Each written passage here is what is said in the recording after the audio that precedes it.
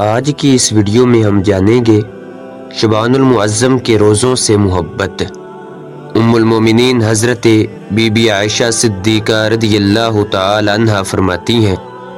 کہ رسول اللہ صلی اللہ علیہ وآلہ وسلم کو ماہ شعبان میں روزے رکھنا تمام مہینوں سے زیادہ پسندیدہ تھا کہ اس میں روزے رکھا کرتے، پھر اسے رمضان سے ملا دیتے۔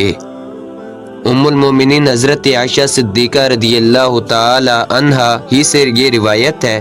رسول اللہ صلی اللہ علیہ وآلہ وسلم پورے شعبان کے روزے رکھا کرتے تھے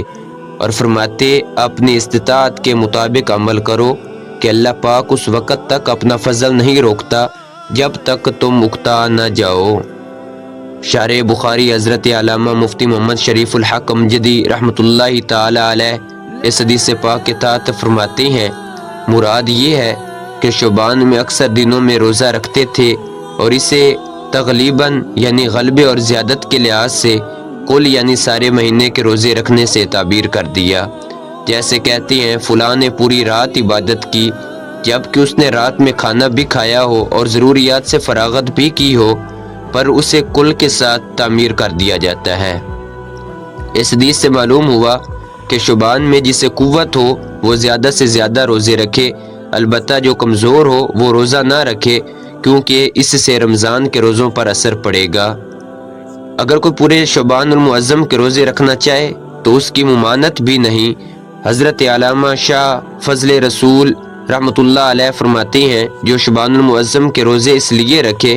کہ حضور صلی اللہ علیہ وآلہ وسلم کو پسند تھے، اسے حضور صلی اللہ علیہ وآلہ وسلم کی شفاعت نصیب ہوگی۔ حضرت اسامہ بن زید رضی اللہ تعالی عنہ نے عرض کی، یا رسول اللہ صلی اللہ علیہ وآلہ وسلم، میں دیکھتا ہوں کہ آپ صلی اللہ علیہ وآلہ وسلم جس طرح شعبان کے روزے رکھتے ہیں اس طرح کسی اور مہینے میں روزے نہیں رکھتے۔ فرمایا رجب اور رمضان کے بیچ میں یہ مہینہ ہے، لوگ اس سے غافل ہیں، اس میں لوگوں کے اعمال اللہ کریم کی بارگاہ میں پیش کیے جاتے ہیں، اور مجھے یہ محبوب یعنی پسند ہے کہ میرا عمل اس حال میں اٹھایا جائے کہ میں روزے دار ہوں۔ سرکار صلی اللہ علیہ وآلہ وسلم کا یہ عمل یقیناً ہم غلاموں کی تعلیم کے لیے تھا، تبھی تو فرمایا کہ رجب اور رمضان کے درمیان میں یہ مہینہ ہے، لوگ اس سے غافل ہیں، لہٰذا ہمیں چاہیے کہ ہم خواب غفلت سے بیدار ہو جائیں، نیکیوں میں اضافہ کریں اور آخرت کو بہتر بنانے کی فکر کریں۔ نیز اس اچھی نیت سے ماہ شعبان کے روزے رکھنے میں دلچسپی لیں کہ اس مہینے میں جب ہمارا نامہ اعمال ہمارے پیارے اللہ پاک کی بارگاہ میں پیش کیا جائے تو اے کاش ہم بھی روزے کی حالت میں ہوں۔ شعبان المعظم کی 15ویں رات یعنی شب برات بڑی بابرکت رات ہے۔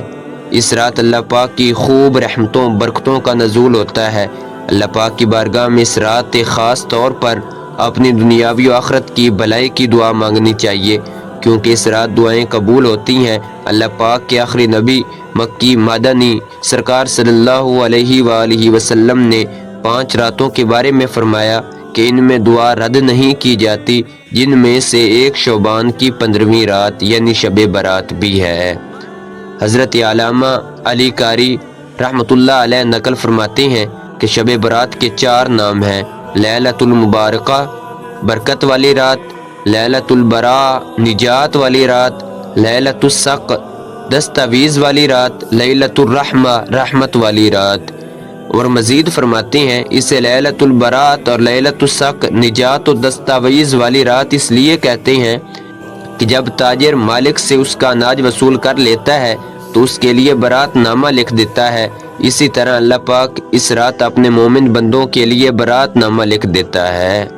حضرت علامہ سید محمد بن علوی مالکی رحمۃ اللہ علیہ نے مزید چند نام بھی ذکر فرماتے ہیں کہ لیلۃ القسمہ، لیلۃ التکفیر کیونکہ اس رات گناہ مٹائے جاتے ہیں، لیلۃ الاجابہ کیونکہ اس رات دعا قبول ہوتی ہے، لیلۃ الحیاء، لیلۃ عید الملائکہ یعنی فرشتوں کی شب عید، لیلۃ الشفاعہ، لیلۃ الجائزہ، لیلۃ الرجحان، لیلۃ التعظیم، لیلۃ القدر، لیلۃ الغفران۔